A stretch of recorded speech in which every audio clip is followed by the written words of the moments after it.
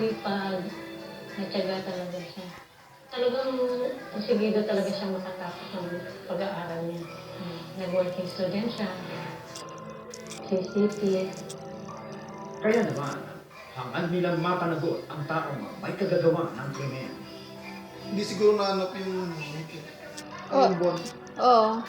Bago maganap ang trahedya, noong umaga ng araw din yun, pumasok pa sa kanyang on-the-job training si Micah sa isang travel agency.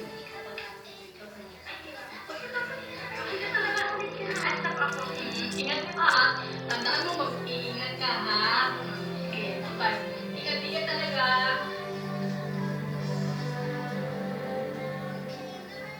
Ang sinabi sa akin, dito sa may travel agency, sa Makati, siya yung duraw niya ng buwan, ng tanghali pa lang daw.